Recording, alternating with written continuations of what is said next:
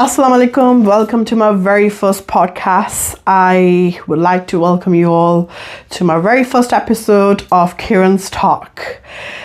I'm very nervous because it's the first one, so forgive me if it goes really bad because I'm just trying. My first guest is my dad because what's the best way to start your podcast? Obviously, you want your parent to be there. So I would like to welcome Abu. आपको बहुत बहुत खुशामदीद है हमारे इस podcast पे। और अभी ईद है तो हमने सोचा हम ईद पे पॉडकास्ट करें। बिल्कुल बिल्कुल ठीक है, तो हम कुछ सवालात we're gonna ask some questions to my dad. This is gonna be a mixture of Urdu and English because it is my first episode and I want to showcase who I am. Okay. मेरा culture, मेरी हर चीज़ मैं उसके बारे में ज़रूर बात करना पसंद करूँगी और मैं उर्दू बहुत अच्छी बोलती हूँ, साथ साथ में इंग्लिश में भी गुफ्तगू होती है। एंड अब्बू, आपकी फर्स्ट लैंग्वेज उर्दू नहीं है, am I right? No. आपकी फर्स्ट लैंग्वेज क्या है? सिंधी। और अब्बू tried teaching us Sindhi all his life. आपने हमेशा सिंधी सिखाने की कोशिश की, पर क्या हुआ? कोशिश बहुत की मगर उसमें नाकाम इसलिए हुआ कि जो एक्चुअल जो कहा जाता है ना मदर टंग जी, तो वो हावी हो जाती है क्योंकि बच्चे ज़्यादातर माँ के साथ रहते हैं जी, तो बाप का तो टाइम कम होता है जो घर पे बच्चों को दे, तो उसी वजह से नाकामी हुई। क्योंकि my mom's language was Urdu, my mom spoke Urdu. आपने क्यों सिंधी से शादी नहीं की फिर? इसमें भी बड़ी दास्तानें, बड़ी कहानियाँ हैं, बड़े हम किसी और पॉडकास्ट के लिए वो ज़्यादा किस्से कहानियाँ जब करेंगे तो फिर तो टाइम इतना नहीं होगा। नहीं, इसको हम छोटा रखेंगे थोड़ा। बहुत मुश्किलें और आसानियाँ सब उसमें इंक्लूड हैं। मोहब्बत क्या कह सकते हैं बस। सो बेसिकली आपके रमज़ान पहले कैसे गुजरे? माशाल्लाह इस मरतबा अच्छा गुजरा क्योंकि हम उम्रे पे भी गए, पहली मरतबा पूरी उम्र में पहला मौका मिला मुझे उम्रे करने का, और वहाँ पे एक्सपीरियंस बहुत अच्छा रहा और उम्रे भी किए। फिर मदीना में गए, मस्जिद नबी में नमाज़ें पढ़ी और वहाँ से तहज्जुद में उठते थे 3 बजे, उस मस्जिद नबी में जाते थे और नमाज़ पढ़ते थे, फिर उधर ही बैठे पढ़ते पढ़ाते फिर फजर पढ़ लेते थे। फजर की नमाज के बाद जाते थे हुजूर सल्लल्लाहु अलैहि वसल्लम के रोज़े की ज़ियारत करने। ज़ियारत से निकलते थे फिर पैदल ही जाते थे कुबा मस्जिद, क्योंकि कुबा मस्जिद के लिए कहते हैं कि 2 नफल पढ़ो तो उम्रे का सवाब होता है। तो माशाल्लाह उधर रोज़ाना हम वॉक करके जाते थे। अपना सवाब होता है वॉक करके जाने का। 4-5 किलोमीटर था, तो वह जाते वॉक करके आते वॉक करके थे और वहाँ से फिर मस्जिद जुम्मा है जहाँ हुजूर सल्लल्लाहु अलैहि वसल्लम ने पहला जुम्मा पढ़ाया था, तो उसमें भी 2 नफल पढ़ते थे। तो इस तरीके से वापस आते थे तो ज़ोहर का वक्त हो जाता था क्योंकि वहाँ अर्ली वक्त में नमाज होती है। फिर ज़ोहर पढ़ के फिर थोड़ा सा घर जाते थे तो फिर असर के वक्त फिर असर में पढ़ते थे।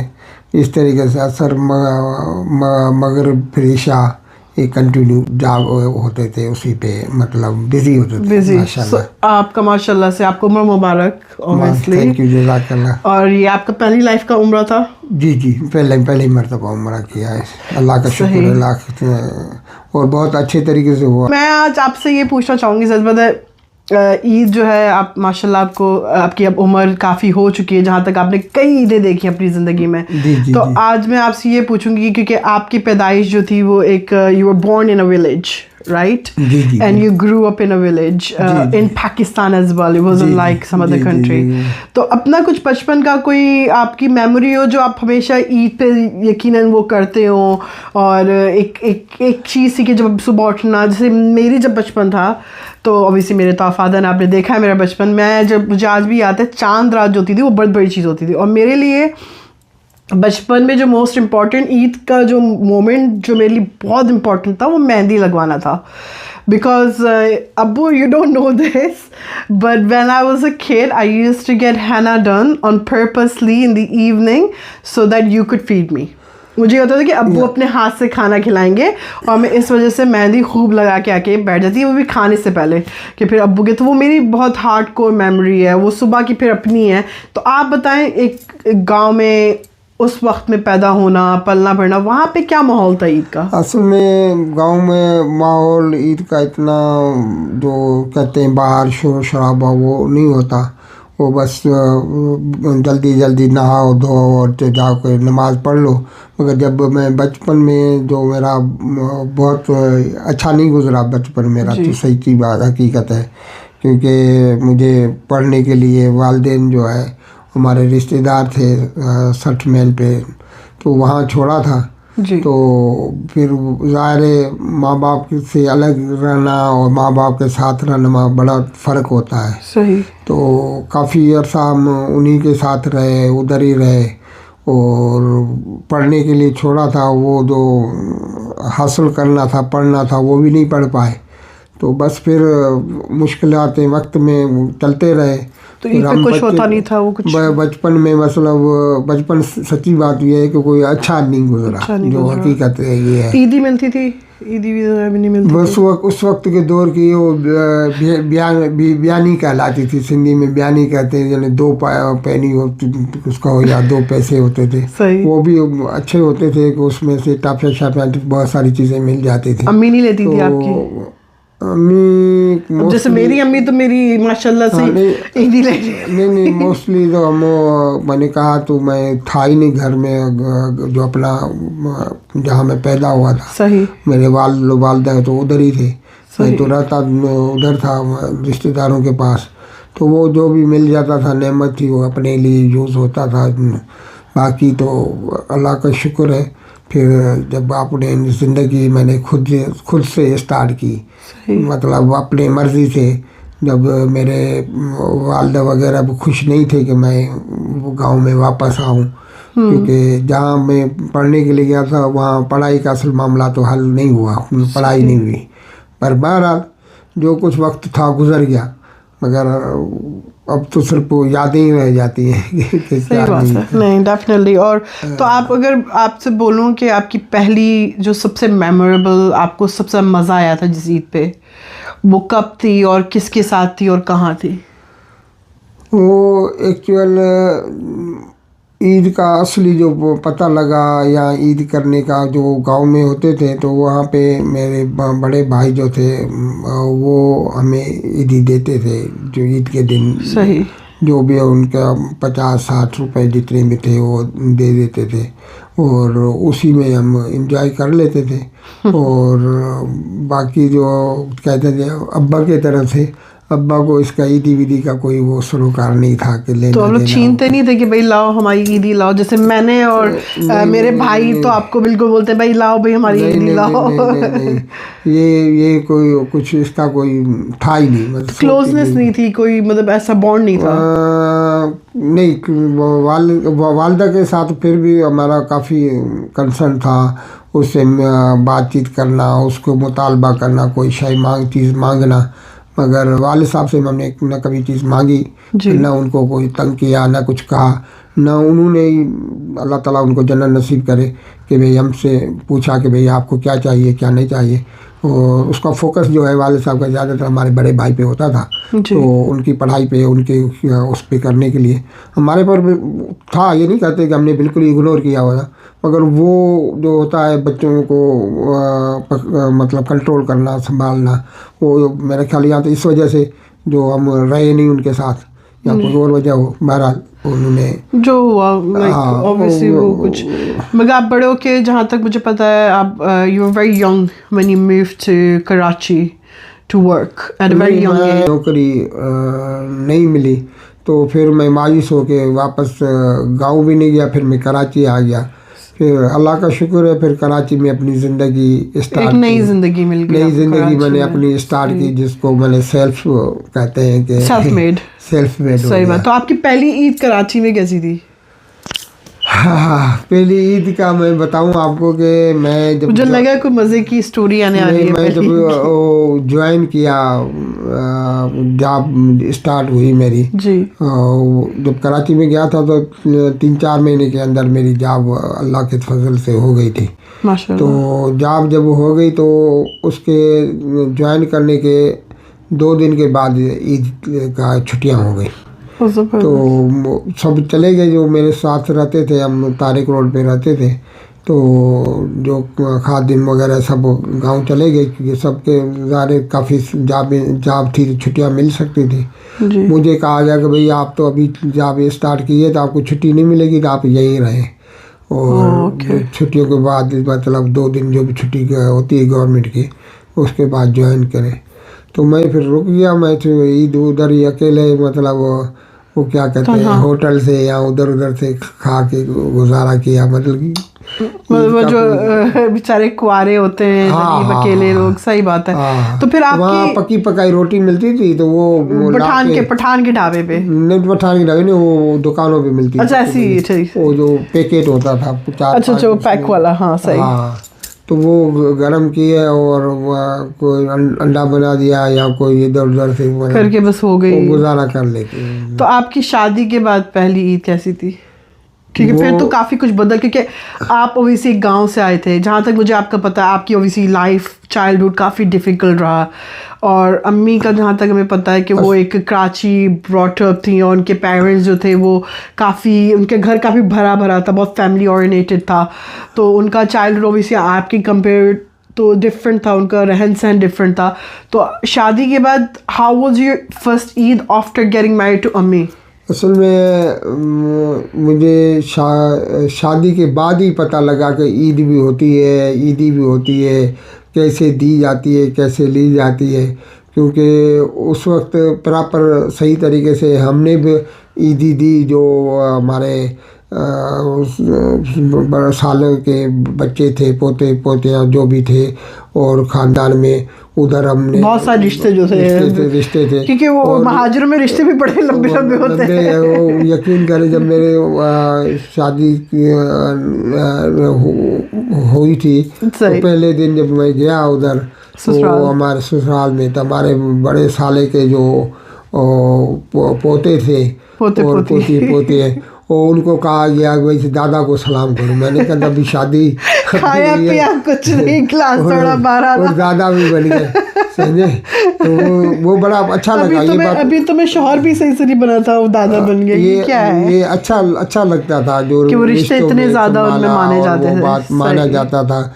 और असल में रिश्तों की पहचान या सोच जो है वो हमें वही अम्मी की शादी के बाद, अम्मी से शादी के बाद। हाँ, और फिर वहाँ पे ईदी भी मिली जो हमारे। अच्छा, मतलब खूब पैसा कमाया आपने? हाँ, हमारे पहली ईद पे तो मेरी सास का भी इंतकाल हो चुका था, ससुर का भी इंतकाल हो चुका था, मगर सास तो हमने देखी, ससुर को तो हमने देखा नहीं जी। तो बहरहाल उसमें मेरे जो मेरे बड़े साले साहब थे, माशाल्लाह, अल्लाह ताला उनको जन्नत नसीब करे, और बहुत ही अच्छे पुरखलूस और रिस्पेक्ट देने वाले, छोटे या बड़े को सबका रिस्पेक्ट देने वाले, अल्लाह ताला उसको जन्नत फिरदौस में आला मकाम अता फरमाए।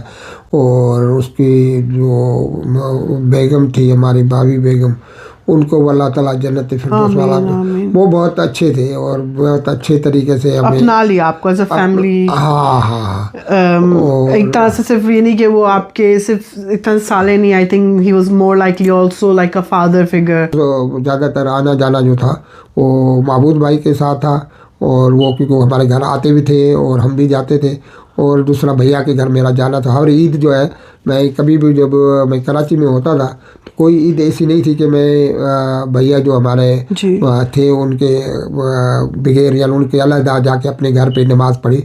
मैं ईद नमाज उन्हीं के साथ जाके पढ़ता था, उन्हीं की फैमिली के साथ, उन्हीं के बच्चों के साथ जाते थे। नहीं, मेरी भी वो मेमोरी मुझे याद है, हम लोग जब छोटे थे तो I remember as well, we used to go to my mum's eldest brother's house and we used to, अब्बू आप और सनिया ये सब लोग नमाज पढ़ने जाते थे, and then everybody used to gather at his home, like अम्मी के भी सारे सिबलिंग्स, और हमारी जो मोमानी साहब थी, माय मामू's wife, she was also the eldest amongst her sibling, so all of her, उनके भी सारे सिबलिंग्स वहीं आते थे, और एक अच्छा माहौल होता था, खूब मनी वनी मिलता था। और मेरी जो अम्मी थी वो कहती बेटा यहाँ दे दो क्योंकि हमें भी वापस कर। तो हम लोग जब छोटे थे तो जो पैसा हमें रखना अलाउ होता था वो होता था, एक तो जो अब्बू देते थे ईदी, वो अम्मी अब्बू की तरफ से होती थी, वो अलाउ होती थी, और दूसरी मामू साहब की ईदी अलाउड थी।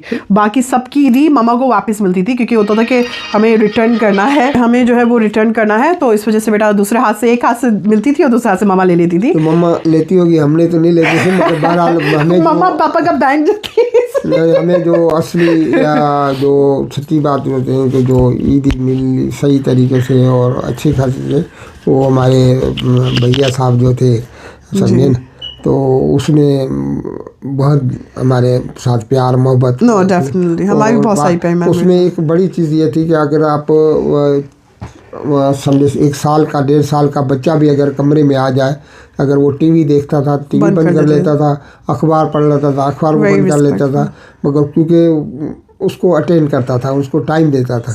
मगर आजकल के दौर में तो आपको पता है कि आप बड़े हो छोटे हो सब फोन पे लगे होते हैं, किसी को कोई नहीं, कोई सलाम करता तो उसका जवाब, सलाम करो तो उसका जवाब नहीं देते, और बात करें अगर माँ बाप बुला रहे हैं खाने पे आओ तो वो उसी फोन पे ही लगा हुआ है, कोई बात। तो आजकल का वो जमाना वो नहीं है, वो नहीं। बट वो जो ईद होती तो मजे की होती थी। मुझे आज भी याद है, खाना लगता था एक बड़ा सा स्प्रेड लगता था, सब लोग खाते थे, और फिर हम लोग सब जो थे, चाहे डजंट मैटर वो एज ग्रुप यू आर, फिर हम सब बैठते थे और हम लोग बैठ के टॉम एंड जेरी देखते थे। मेरी जो मेमोरी है बचपन की is about watching Tom and Jerry with भाईजान भाभीजान एवरीवन इन द फैमिली। फिर आपने ट्रैवल भी बहुत किया, राइट? तो अब इंडिया में आपकी पहली ईद याद है आपको कैसी थी? जब हम India, we lived in India for 2 years, so how was your Eid? It was a very different माहौल ना? नहीं, वो डिफरेंट, बहुत डिफरेंट था, और बहुत मतलब फिर भी बेटर था। इंडिया में जब हम गए थे तो रमज़ान की महीना था यार, हम लोग रमज़ान के महीने हमेशा मूव होते हैं। हम जब अमेरिका मूव हुए थे तब भी रमज़ान का महीना चल रहा था, पता आपको ये बात? अच्छा, हाँ। आपने कह रहे हैं आपने कराची में जॉब की तो भी रमज़ान चल रहा था। ये Ramzan, there is something about Ramzan. फिर क्या पहली ईद कैसी गुजरी इंडिया में? इंडिया में अच्छी गुजरी असल में, क्योंकि हम नए गए थे इंडिया में, और एम्बेसी में अंदर ही ईद नमाज हुई, समझे ना। मस्जिद भी अंदर थी एम्बेसी में, तो हमारे रेजिडेंट्स एरिया भी मस्जिद में उसमें एम्बेसी में अंदर थे, वो अंदर ही रहते थे। अंदर ही जितने भी स्टाफ मेंबर थे, ये वो फैमिली माहौल था, समझे। तो एक दूसरे के साथ मिलना जुलना, ईद पे आना जाना, तो वो फर्स्ट ईद ऐसे ही मतलब एक नया सा एक्सपीरियंस जानने में कि कैसी है जगह, क्या माहौल है, क्या रूल्स है, क्या रेगुलेशन है, ट्रेडिशंस क्या है। सारे पाकिस्तानी जितने भी एम्बेसी के थे, वो एम्बेसडर साहब या दूसरे जितने ऑफिसर थे, सब साथ में आके नमाज़ पढ़ते थे, वहीं अपने ईद मिले सबसे, ये वो किया, फिर इस तरीके से फिर अपना दिन वैसे गुजार लिया जैसे गुजारना है। कोई रिश्तेदार तो होते नहीं, वही रिश्तेदार हैं आपके। हाँ, नहीं, वो फिर उधर हम सामने ही हमारे एम्बेसी के सामने नेहरू पार्क था जी, वहाँ चले गए। बड़ा पार्क अच्छा था, बड़ा था, उधर बैठ गए, उधर गप्पे शप्पे की। फिर कभी शॉपिंग करनी हुई तो सरोजनी नगर और शॉपिंग वगैरह। तो हमें मेरे ख्याल से एक पॉडकास्ट करना पड़ेगा कि as a Pakistani being in India, because India में बहुत कुछ हुआ एक्चुअली, तो हम एक पॉडकास्ट करेंगे जिसमें हम डिटेल में इंडिया का एक्सपीरियंस ज़रूर शेयर करेंगे, because Pakistan and India is same yet very different. वो एक है पर बहुत अलग है। वो इसलिए अलग है क्योंकि आप जब as a Pakistani, as a government employee आप कहीं जाते हो, स्पेशली इंडिया जैसे जगह पे, और my mum's background comes from India, which means हमारे काफ़ी रिलेटिव्स इंडिया में थे, तो काफ़ी अलग एक्सपीरियंस था। और I think it's very happy experience as well, है ना? काफ़ी से मस्ती भी हमने बहुत की है वहाँ पे, काफ़ी अच्छा एक्सपीरियंस रहा। और फिर जो हमारे माहौल में ये डाला गया है दिलों में, या मतलब गवर्नमेंट की तरफ से कभी इंडियन ऐसे है या पाकिस्तानी ऐसे, उनको ऐसे बोला गया, तो वो चीज़ लोगों में थी, लोकल्स में नहीं थी। एग्जैक्टली, वो मैंने काफ़ी लोग, हम लोग के दोस्त बने आउटसाइड भी। कोई एक अंकल थे, वो खैर वो अगेन हमें वो पॉडकास्ट करना पड़ेगा डिटेल में जाने के लिए। नहीं, अच्छा एक्सपीरियंस, लोग अच्छे थे, एग्जैक्टली रिस्पेक्ट देते थे। वो जाओ तो ये नहीं, वहाँ पे बहुत प्यार मोहब्बत करने वाले। और वहाँ आई डोंट नो अबू if you agree with me or not, what I remember because I was very young कि वहाँ पे सिंधी कम्युनिटी भी बहुत थी दिल्ली में, क्योंकि हम दिल्ली में रहे थे. There was a lot of Sindhi community, so you kind of connected with your own like people from your own background. काफ़ी से सिंधी फैमिली थी जो मूव होके पाकिस्तान से और गए थे. The one thing I want to clarify कि Pakistani Sindhi culture and Indian Sindhi culture are very different. They are very much inspired by Rajasthani culture, halka pulka, but they're very different from each other. Where Sindhi from India, I believe, are very business minded, business oriented, all of that. Where Pakistan is more of a tradition, and वो खैर हम लोग again एक किसी ना किसी podcast में discuss करेंगे जरूर. मोस्टली जो हमारे जो सिंध में सिंधु हिंदू थे, वो जो पैसे वाले थे, वो ज़्यादातर मूव हो गए इंडिया. चलें फिर ये इंडिया का आपका एक्सपीरियंस रहा. फिर हम मूव हो गए. हमने इस्लामाबाद में कोई ईद की थी. हाँ, क्यों नहीं की थी. तो वो ईद कैसी थी, क्योंकि हम इस्लामाबाद में 4 महीने रहे. उसके बाद हाउ वाज योर ईद. सुनसान हो जाता है जब ईद. बहुत डेड होता है, like for a Karachi person is too much. मतलब क्योंकि इस्लामाबाद की लोकल पॉपुलेशन इतनी नहीं है जितनी बाहर की है. सही समझे. तो बाहर वाले लोग जितने आउटसाइडर थे वो चले जाते थे ईद अपने अपने शहरों में ईद करने. तो सुनसान हो जाता था. तो मतलब रिश्तेदारों के साथ गुजार लिया मतलब वो कोई आगे पीछे तो जो, मगर वो इतना जो अब तो हो गया है ज़्यादा. अब लोग तो उधर घर वर बना लिए, मूव हो गए पाकिस्तान, कराची से या लाहौर से कहीं से उधर आके सेटल हो गए. तब तो उनकी फैमिलीज हो गई हैं, आना जाना. बाकी पहले जब जो हमारे जब स्टार्टिंग में हम गए थे वहाँ तो बिल्कुल ही वो शाम 7 बजे के बाद ऐसे से वो गीदड़ जो है वो अपना वो हाँ वहाँ बहुत सुअर से बहुत घूमते थे ना. 7 बजे के दौरान आपको सिर्फ सुअर मिलेंगे. Then obviously you went India. I mean America, sorry, India, we done India. America में आपकी ईद की क्या मेमोरी है, कि कैसी थी, क्या होता था वगैरह वगैरह. नहीं, वहाँ भी अच्छा था. अमेरिका तो बहुत अच्छा था. वो हमारा एक्सपीरियंस अच्छा था. उधर ये होता था कि ईद के दिन सुबह उठे, नहाए धोए और फिर गाड़ी में बैठे और चले गए, ईद नमाज पढ़ी. वो एक चीज़ थी आप भूल रहे हैं कि पहली बार आपने लाइफ में एक चीज़ एक्सपीरियंस की थी अमेरिका में कि सबकी ईद अलग अलग है. Because prior to moving to America, everybody's Eid is same day है ना. जहाँ पे भी आप पाकिस्तान में भी वो ईद एक ही है सबकी जो है. फिर आप इंडिया गए तो वही ईद है, इस्लामाबाद वगैरह. फिर जब अमेरिका में गए तो वो एक चीज़ रियलाइज हुई, वहाँ एक कल्चरल ईद होती है कि my son and my husband is off this day, so we do Eid this day. नहीं, वो बहुत सारे हमारे जो नेबर्स थे वहीं पे वो ईद, हमने कहा कि भाई आज ईद है. ईद करे नहीं, हमारी ईद नहीं है आज. मैंने कहा भाई क्या बात है ईद नहीं है. करे हमारी जब बच्चों की उनके 3-4 बच्चे थे उधर, तो जिस दिन बच्चे को छुट्टी होती है सबकी मिलके फिर उस दिन हम ईद करते. तो इसका मतलब ईद भी अपने हिसाब से मनाते थे, छुट्टी के हिसाब से कि जिस दिन सब बच्चों के साथ में ईदी हो तो उस दिन वो ईद मनाते थे. वरना obviously लोग get together because you also went there in embassy, so मगर हम जो है उधर हमें पता लगा कि भाई ईदें भी 2-3 होती हैं, वरना तो हमें so 2-3 काफ़ी हो जाती है क्योंकि लोग literally are up to when they're off kind of thing. तो वो जो अमेरिका में जो एम्बेसी में जो लोग काम करते थे उनको ईद का बोला छुट्टी वगैरह जो थी वो पाकिस्तान की ईद के हिसाब से होती थी. हाँ बिल्कुल वो होती थी. बिल्कुल उसी के हिसाब से पाकिस्तान के हिसाब से छुट्टियाँ होती थी. जैसे पाकिस्तान से होती है 3-4 छुट्टियाँ, तो उधर भी 3-4 छुट्टियाँ होती थी आराम से. पाकिस्तान में बाय द वे आपको 4 दिन की ईद की छुट्टी मिलती है. फिर हम लोग यहाँ पे आ गए, यूके आ गए. UK was very much difficulties in the beginning. अभी हमें आपके ऑब्वियसली यूके में रहते हुए माशाल्लाह से 20 साल होने को आ रहे हैं. तो आप ये बताएंगे तो आपकी, हम लोग तो, मैं खुद बहुत छोटी थी जब यूके मूव हुए. आपकी ईद को अगर आप कंपेयर करें, ऑब्वियसली अगर देखा जाए तो एक तरह से होम है. आप सबसे ज़्यादा यहाँ रहे पूरी अपनी ज़िंदगी में. अगर देखा जाए कराची से ज़्यादा भी आप यहाँ रहे जहाँ तक सोचा जाए. नहीं 20 साल is a long time. Karachi में काफ़ी अच्छा रहे हैं. मैं मतलब लगभग इतने ही है मगर करीबन है. मतलब अभी आपको पाकिस्तान गए भी 19 साल हो चुके हैं. आप 19 साल से पाकिस्तान गए नहीं हैं. मैं सन 80 में कराची में गया था और 2000 तक 97 में आप वहाँ से निकल आए. हाँ, तो बस वो इतना ही था. बस वही मैं कर रहा हूँ. सो 18 तो 14 ईयर्स हुआ ना आपका कराची का. बहरहाल वो आगे. तो खैर आपकी ईद यूके में जब पहली ईद थी वो क्या, अभी मैं अगर सोचूं पहली ईद कंपेयर टू अभी में बहुत फ़र्क है. क्योंकि अब माशाल्लाह हमारी पूरी फैमिली है, बच्चे हैं हमारे घर में, मेरे भाई के बच्चे हैं, भाभी हैं. तो अभी थोड़ी बन गया एक अलग माहौल. वो तो अलग चीज़ हो गई. तो मगर जब पहले यहाँ आए थे तो क्या माहौल, कैसा लगा, मज़ा आया नहीं आया, जबकि हमारे काफ़ी रिश्तेदार भी हैं यहाँ पे. एक्चुअल यहाँ मुझे अभी तक मैं कहूँगा कि वो मज़ा नहीं आया, जो हकीकत है ईद का मज़ा नहीं आया, ईद का मज़ा वो नहीं आया जितना जो पाकिस्तान में आता था। बहरहाल पाकिस्तान और वो हमारे तो लाइफ ही ऐसी गुजरी है, मगर यहाँ पे क्योंकि डिफ़िकल्टियाँ बहुत आई हैं मेरे साथ, मसले मसाइल बहुत आए, पर अल्लाह का शुक्र है अब अल्लाह ताला आगे भी हमारे लिए आसानियाँ पैदा करें, समझे ना। तो वो क्या कहते हैं कि ऊँट निकल गया और दुम रह गई, तो हमारा सारे मसले मसाइल इसी चक्करों में लगे रहे, जो परेशानियां हमें ढूंढ लिया था या हमने परेशानियों को ढूंढ लिया था। वैसे हम लोग काइंड ऑफ परेशानी को ढूंढ ही लेते हैं। हमारा ये था कि no matter what kind of situation you in, मेरी जो मम्मा थी ना वो मस्तीखोर थी, डू यू एग्री? अम्मी ये होता था कि वो चाहे वो कितनी भी परेशानी का माहौल हो, वो कुछ ना कुछ कर ले, पता नहीं उनका क्या था, शी हैड समथिंग इन हर कि वो माहौल कुछ मस्ती का वो कर ही लेती थी, मज़ा आता था अम्मी के साथ। नहीं माशाल्लाह आपकी अम्मी अच्छी थी और अच्छे तरीके से सब लोगों से डील करना, मिलना मिलाना, और जो हकीकत ये है कि रिश्तों का बताना, रिश्ते को संभालना और रिश्तों को आगे चलाना, ये तुम्हारी अम्मी से ही हम ज़्यादातर सीखा।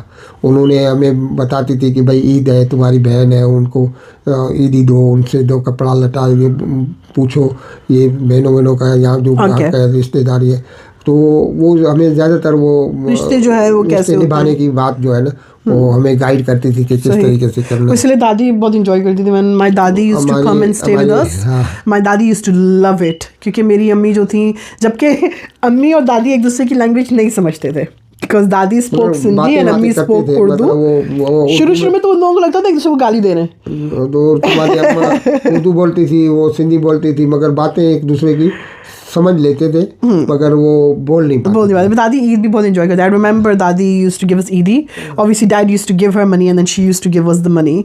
और हमारी जो बचपन में बहुत छोटे थे तो ईद ज़्यादातर, जैसे हम लोग कराची में होते थे तो हमारे मामू साहब के घर गुजरती थी, बट हम लोग कभी कभी विलेज भी जाते थे, गाँव जाते थे ईद के लिए। और I think my best memory from there is only my dadi. My dadi is my best, even my dada to be honest. मेरे दादा जो थे वो, उनका ये था कि वो काफ़ी क्वाइट से थे, तो उनका ज़्यादा झुकाव सनी की तरफ थोड़ा था फिर भी। बट मैं जो थी, मैं बड़ी हमेशा बचपन से थोड़ी वो रही हूँ टेढ़ी किस्म की, तो मैं भीख मांग के प्यार ले लेती हूँ सबसे। तो मैं दादा को भी जना, दादा को भी बहुत पोक करती थी, तो डांट भी पड़ गई थी, पता आपको? एक मुझे डांट भी पड़ गई थी क्योंकि मैं नहीं दादा घर चले। तो ईद का ही दिन था वो एक्चुअली, और मैं गाँव में थी अपनी अम्मी के साथ। तो मेरी दादी को तब अल्जाइमर हो चुका था, तो मेरी दादी की तबीयत ठीक नहीं होती थी। और अल्जाइमर में आपको पता है कि इंसान की पूरी मेमोरी लॉस हो चुकी होती है, और उसके लिए बंदे के लिए कितना डिफिकल्ट होता है वो अलग सोचना है। आपकी फिजिकली आप समझो, जब बच्चा एक चलना सीख रहा है, वो उन सब में तो दादी को अल्जाइमर हो चुका था। बट दादा एक दिन जब घर पे आए, दादी से 2 लफ्ज़ बोले, तो दादी की इंप्रूवमेंट हुई थोड़ी हेल्थ में। तो मुझे ये था कि ईद दादा जो है वो आए घर पे, और दादी का, तो मैं उनको बड़ा खींच के, उन्होंने बोला छोड़ो मुझे जाना है, बिल्ली को रोटी दे दे। बट जो मेरे दादा से भी मैंने खूब जो ना मतलब ले लिया निकाल के प्यार। मुझे आज भी याद है, हम जब गाँव जाते थे, वो नींबू के जो दरख्त नींबू होते थे वो गोद में लेके पूरे नींबू इकट्ठा करके, और गन्ने और ये और वो फलां ढिमक। अभी ऑब्वियसली आपकी लाइफ में कितना कुछ बदल गया। अभी देखा जाए तो आपके वालिदैन नहीं रहे, आपके सारे सिबलिंग्स का इंतकाल हो चुका, आपकी बहन भाइयों का, अभी आप सिर्फ एक अकेले हैं। ऑब्वियसली काफ़ी डिफिकल्ट महसूस होता होगा जब बचपन एक तरह से ख़त्म ही हो गया ना इंसान का। हमारा बचपन तो पहले जो भी था वो था तो ना, बचपन तो था ही ना, मतलब कुछ तो मेमोरी थी। सही बताऊंगा, जो सही बचपन हमने देखा नहीं, सही बात जो हकीकत। तो आपने क्या चेंजेस की अपनी लाइफ में कि आपके बच्चों को वो चीज़ ना देखनी पड़े या वो ना फील करनी पड़े जो आपने फील की? हमने कोशिश की कि जो हमें नहीं मिला वो बच्चों को मिले। प्यार मोहब्बत के पॉइंट ऑफ व्यू से, पैसा से एक अलग चीज़ होती है। हर चीज़ से जो भी है कमी बेशी अगर हमसे हुई है, हमारे साथ हुई है, तो बच्चों के साथ ना हो। तो इसलिए हमने हर तरीके से इतनी कोशिश की अपने बसात के मुताबिक, जो अपने जेब के मुताबिक, और हर तरीके से हम बच्चों को खुश करने के लिए हम ये बकरा ईद पे 2 बकरे भी लाते थे। फात को बहुत शौक है। माय ब्रदर लव्ड बकराज, एंड 1 महीने पहले वो शुरू हो जाता था। हाँ। अबू बकरा अबू आपका नाम बकरा हो जाता था 1 महीने पहले। तो बकरे वगैरह ले आते थे, तो वो 2 लोग बच्चे भी एंजॉय करते थे उनको खिलाना। तो मैं दुआ करती थी कि वो बकरा भाग जाए। एक रात बैठ के मैं रोती थी और मैं दुआ करती थी, अल्लाह मेरा बकरा भाग जाए। एक बकरा वो याद है जो सलूट मारता था? वो कौन सा था? वो पहाड़ी बकरा था। वो सलूट मारता जब पापा became a prankster. So mummy papa का ये होता था कि वो लड़ते तो बिल्कुल ऐसे थे कि जैसे बस एक दूसरे को कत्ल करने वाले, मगर साथ साथ में उन दोनों की दोस्ती बहुत अच्छी थी। अब्बू अम्मी की बहुत लेग पुलिंग करते थे और अम्मी भी बड़े प्रैंक करती थी अब्बू के साथ। तो बचपन में मुझे आज भी याद है, वो एक बकरा था, उसको लूज मोशन हो गया था और पापा ने मम्मा की मेहंदी की जगह वो सोशल रख दिया। तो बहुत सारे ऐसे किस्से छोटे छोटे। असल में दोस्ती थी आप और अम्मी की ना एक तरह से। अम्मा की हमारा वो जो तुम कह रही हो इस तरीके से कोई लड़ाई नहीं होती थी। बस उसमें ये था कि अगर कोई बात आर्गुमेंट हो जाता था और ज़्यादा हो गया तो मैं घर से चला जाता था बाहर, ताकि अपना गुस्से को ठंडा कर ले, फिर वापस आ जाए, समझे। आपको लगता है मेरा गुस्सा अम्मी पे? मेरा गुस्सा अब्बू पे, अब्बू यकीन नहीं करते, मेरा गुस्सा अब्बू की तरह है। गुस्सा तो नहीं आता जो हकीकत नहीं, मुझे भी तरीका पर मेरा गुस्सा अब्बू पे गया है। मैंने आज तक किसी बच्चे पे हाथ नहीं उठाया। ये तो आप कहती रहे दुनिया में। He's not gonna accept it. He's done it once. ऐसी कोई बात नहीं, मैंने कभी बच्चों को मारा नहीं। भाई को तो बिल्कुल भी नहीं, पापा हंसने लगते थे। तो मुझे सारा वो जो बिगड़ा है ना, तुम्हारी अम्मा कहती भी थी कि भाई इनको डांटो, ये करो, तो मेरी हंसी निकल जाती थी बोलते हुए। तो वो कहती थी तुम क्यों नहीं सुन रही, तुम कैसे डांटोगे, तुम्हारी तो हंसी नहीं खत्म होती। बट ओवरऑल आपको क्या लगता है लोगों को, अगर आपको कोई मैसेज देना हो कि ईद क्या है और कैसे सेलिब्रेट करनी चाहिए? मैं समझता हूँ कि ईद एक कुदरत की तरफ से एक खुश होने का और सेलिब्रेट करने का और एक दूसरे को मिलने मिलाने का एक और रिश्ते निभाने का एक तोहफा है, और इसको इसी तरीके से निभाना चाहिए, सेलिब्रेट करना चाहिए। हम लोग जो अगर किसी इख्तलाफ है, लड़ाई है, झगड़ा है, कोई नाराज़गी है, तो मैं तो समझता हूँ कि इस्लाम में तो ये है कि 3 दिन से ज़्यादा नहीं रखना चाहिए। मगर अगर वो रखता भी है तो चलो कम से कम ईद या खुशी में एक दूसरे के साथ शरीक होना चाहिए, आना जाना चाहिए। मगर जो भी एक कत्ता ताल्लुक़ करना जो है वो इस्लाम में भी जायज़ नहीं है। और हम लोग तो कत्ता ताल्लुक़ कर लेते हैं, तो वो मैं समझता हूँ कि ना इस्लाम में है ना कोई इसमें कोई होना चाहिए। बहरहाल लोगों की अपनी मर्ज़ी है, अपनी अपनी सोच होती है, अपना दिमाग रीजंस होते हैं, अपने रीजंस होता है। बट एनीवेज मेरा एक ही मैसेज है, my message to everyone is, specially to the parents, अपनी बेटियों को एटलीस्ट भर भर के ईदी दें। आपको नहीं पता उनके नसीब क्या होने हैं, उन्हें आगे जाके ईदी मिलनी है ना मिलनी है। अगर बेटे को 50 दे रहे हैं तो बेटी को 100 दें, बेटे को 100 दे रहे हैं तो बेटी को 200 दें, अगर बेटे को 200 दे रहे हैं तो बेटी को 1000 दें। मतलब इसमें इतनी बरकत है ना बेटी पे पैसा खर्च करने की, आपको पता नहीं है। हैं आपने ये हाथ से बेटी को तो इतना सारा आ जाता है। But anyways celebrate with your family. The thing is Eid comes because it's a present to you from Allah. So make the best of it. Spend it with your family. Eat well, enjoy, and Jazakallah. And thank you so much for joining us in this podcast. And you should what should they do? को like भी करना चाहिए, subscribe भी कर लें, और इस channel को आगे बढ़ाने में हमारी मदद करें और हमारा साथ दें। तो इंशाल्लाह ताला हम कामयाब होके आप लोगों को अच्छी अच्छी बातें बताएंगे, अच्छी अच्छी स्टोरियाँ बताएंगे आगे चल के आपको। इसमें काफ़ी, क्योंकि हमारा पहला है तो हमें इतना सही शायद न कर पाए हों, तो आगे चल के हम अच्छा कर लेंगे, तो आप भी इंजॉय करें, इम्प्रूव हो जाएगा। We are happy with the feedbacks if you give us any feedbacks. तो हमें फीडबैक भी दें और लाइक भी करें और सब्सक्राइब भी करें। Become a part of our family. हमारा चैनल जितना अच्छा लगेगा, अच्छा चलेगा, आगे चलेगा, तो हमें आगे कोई अच्छी चीज़ें आपको बताया। And if you have a story to share, आप अपनी स्टोरी हमारे साथ शेयर करें, हम डिस्कस करेंगे। बिल्कुल करेंगे। We will be happy to talk about it. It's a journey. We are starting a journey, inshallah. And this channel is not just the podcast. We also, I love to travel. अब्बू को पता है हम लोग different countries में रहे हैं, but travel is something I enjoy. It's like a healing for me.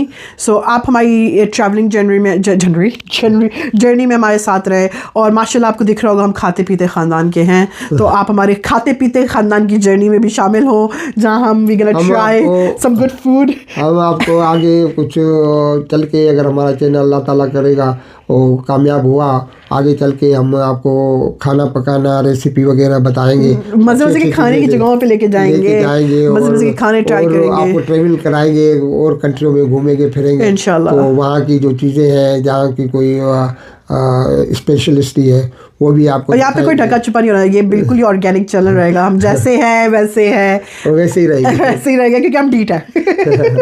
So thank you so much for joining us. Subscribe करना नहीं भूलिएगा और लाइक भी करना नहीं भूलिएगा और उसके कमेंट्स भी लिख दीजिएगा अगर कोई कमी बेशी है तो फिर आइंदा हम उस मुताबिक बेहतर कर सकें इंशाल्लाह। तो हमारी तरफ से आप सबको ईद मुबारक और खुदा हाफिज।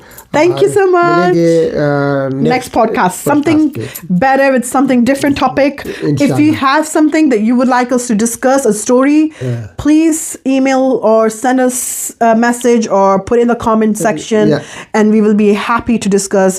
आज अब्बू हैं, शायद अगले podcast किसी future में ज़रूर अब्बू हमें join करेंगे किसी न किसी podcast में, और मज़ा आएगा. If you believe that you want the podcast to be in English, we'll do in English. You want it in Urdu, we'll do in Urdu. Whatever suits you.